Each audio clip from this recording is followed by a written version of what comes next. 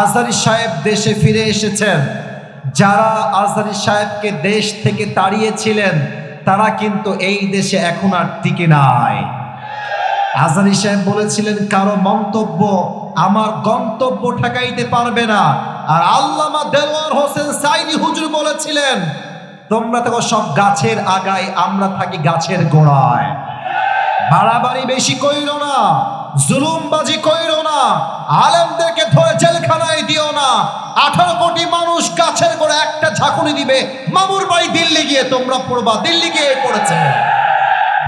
আজকে 27শে ডিসেম্বর রংপুরের মাটিতে আমি আসিফ হুজুরের মাহফিল হচ্ছে, আবার একই দিনে আজকে মাহফিল হচ্ছে আমাদের সকলের কলেজের টুকরা মিজানুর রহমান আজহারী হুজুরের। আমার প্রিয় রংপুরের ভাইরা, মাহফিলে আসার আগের 2 ঘন্টা আমি পুরোটাই স্টাডি করা ট্রাই করি।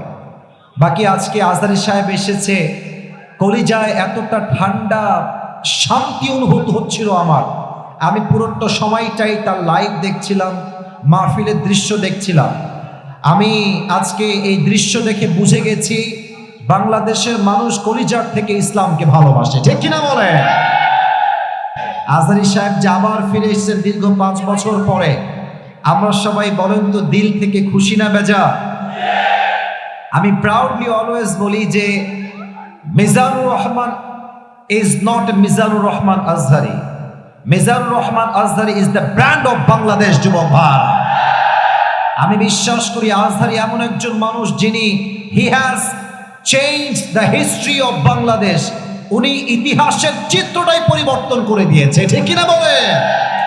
আমরা আগে মনে করতাম যে খেলোয়াড় হলেই শুধু সেলিব্রিটি হওয়া যায়, আমরা ভাবতাম নায়ক হলেই সেলিব্রিটি হওয়া যায়, আমরা ভাবতাম গায়ক হলেই সেলিব্রিটি হওয়া যায়।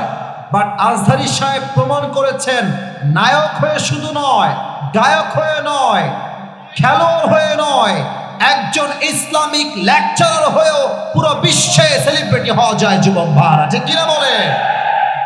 আগে আমাদের মায়েদের স্বপ্ন আমরা দেখতাম, অনেক মায়েরা বলতো আমার ছেলে বড় হয়ে খেলোয়াড় হবে, আমার ছেলে বড় হয়ে গায়ক হবে, আমার ছেলে বড় হয়ে নায়ক হবে, আমার ছেলে বড় হয়ে ইঞ্জিনিয়ার হবে, আমার ছেলে বড় হয়ে ডাক্তার হবে। স্বপ্ন এখন আগের মতো নেই, it has change totally and completely. এখন লক্ষ কোটি মায়ের স্বপ্ন আমার ছেলে আজহারীর মতো ইসলামিক স্কলার হবে। যুবক ভাইরা, এবং খুব ভালো করে খেয়াল করে দেখবেন, মিজানুর রহমান আজহারীকে জামাতের ট্যাগ দিয়ে এই দেশ থেকে কিছু কুলাঙ্গাররা বিদায় করেছিল। যুবক ভাইরা, আমাদের সকলের একজন সিনিয়র আলেম লুৎফর রহমান সাহেব, যিনি মারা গিয়েছেন, আল্লাহ ওনাকে জান্নাতের উঁচু মাকাম নসিব করে দিক, উনি বলেছিলেন আজহারী একদিন ফিরে আসবে, বিজয়ের বেশে ফিরবে, বীর বাহাদুরের বেশে ফিরে আসবে, ঠিক কিনা বলে? আজহারী সাহেব বলেছেন আজকের মাহফিলে ভারতদেরকে উদ্দেশ্য করে যে তোমরা নিজের চরকায় তেল দাও, আমাদের দেশ নিয়ে তোমাদেরকে ভাবতে হবে না। আর আমাদের দেশ নিয়ে ভারতরা একটা মিথ্যা নিউজ ছড়াচ্ছে যে আমরা নাকি সাম্প্রদায়িক দাঙ্গা লাগাচ্ছি, আমরা নাকি দেশটাকে অস্থিতিশীল করতে চাচ্ছি। আর আমি স্পষ্ট ভাষায় বলছি, পুরো বিশ্বে যত মিডিয়া মিথ্যা নিউজ প্রচার করে তার মাঝে ভারত হচ্ছে টপ লেভেলের 1 নম্বরে আছে। রংপুরের ভাই আজহারী সাহেব স্পষ্ট ভাষায় বলেছেন, বন্ধুত্ব দেখাইলে বন্ধুত্ব পাবা, যদি যে বন্ধুত্ব দেখানোর যোগ্যতা রাখে না সে ভালোবাসা পাওয়ার যোগ্যতা রাখে না, ঠিক কিনা বলে? বিশ্বাস করেন রংপুরের ভাইরা, আমি মাহফিলে আসার পূর্বে প্রত্যেক 2 ঘন্টা, অর্থাৎ আসার আগের 2 ঘন্টা বসে থেকে অলওয়েজ রিসার্চ করি, পুরো বিষয়টাকে কি বলবো না বলবো, আবার রিভাইজ দেই, প্র্যাকটিস করি, লেখি। অনেক বিষয়গুলোকে আমি ব্যাখ্যা লেখার জন্য চেষ্টা করি। সোনামণি,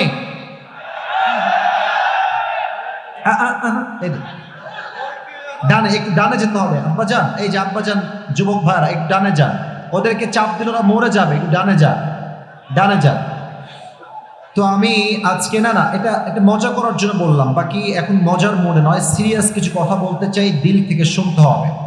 সাউন্ডটা পারফেক্ট আছে, আর একটু ক্লিয়ার করলে ভালো হয়। অনেক ভালো সাউন্ড আপনার, 100-এ 98 ভাগ আপনি পাস। একটু ক্লিয়ার করে বেস বাড়ান, আমার কথা একটু অস্পষ্ট হচ্ছে।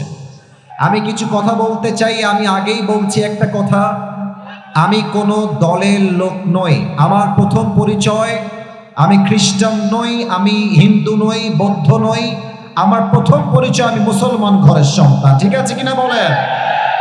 অনেকে আমরা আমাদের পরিচয় দিই যে আমি কওমির ছেলে, আলিয়ার ছেলে, হেফাজতের ছেলে, চরমনায়ের ছেলে। ঠিক আছে, এটা ভুল কিছু নয়, বাট আপনার প্রথম পরিচয় আলিয়া নয়, প্রথম পরিচয় কওমিয়া নয়, আপনার প্রথম পরিচয় হেফাজত নয়, আপনার প্রথম পরিচয় জামাত নয়, আপনার প্রথম পরিচয় আপনি মুসলমান ঘরের সন্তান।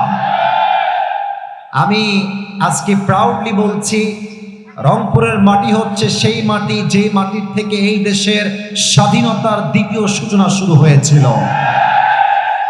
এই রংপুরের নাম আজ শুধুমাত্র বাংলাদেশেই সীমাবদ্ধ নয়, এই রংপুরের নাম পুরো বিশ্বের প্রত্যেকটা দ্বার প্রান্তে পৌঁছে গিয়েছে।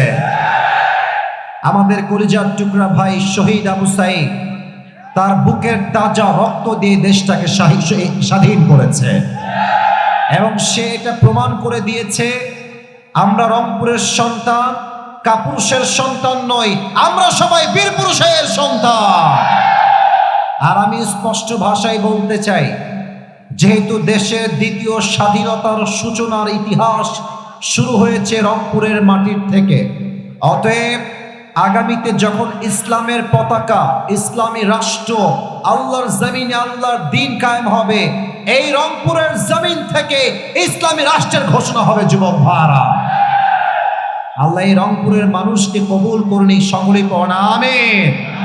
আর আমি প্রত্যেকটা যুবকদেরকে এই কথা বলতে চাই, তোমরা মাথায় রাখবা, কোনো দল মত দেখে হুজুরকে ভালোবাসা যাবে না। আমাদের প্রথম পরিচয় কোনো দল মত দিয়ে নয়, আমাদের রব এক, কোরআন এক, নবী এক, ধর্ম এক, আমরাও সবাই এক। ঠিক কিনা বলে? আমাদের পাশের দেশ ভারত বলতে আমি খুব লজ্জা পাচ্ছি আমার রংপুরের ভাইরা, যদিও তারা আমাদের প্রতিবেশী, তবে আমি স্পষ্ট ভাষায় বলছি, এই দেশের সবচেয়ে বড় শত্রু দেশের নাম হচ্ছে ভারত। রংপুরের ভাইরা, ভারতের যেই সাংবাদিকগুলো নিউজ প্রেজেন্ট করে, এদেরকে দেখে আমার নিউজ প্রেজেন্টার মনে হয় না, বেশিরভাগকে দেখে মনে হয় হকাররা নিউজ প্রেজেন্ট করছে। যুবক ভাই, আর একটা আছে দেখবা, বাংলাদেশ আর থাকবে না, এইটাকে আমার দেখলে মনে হয় যে এই বেটা গুলিস্তানে আন্ডারপ্যান্ট বিক্রি করলে বেশি মানাতো। যুবক ভাই,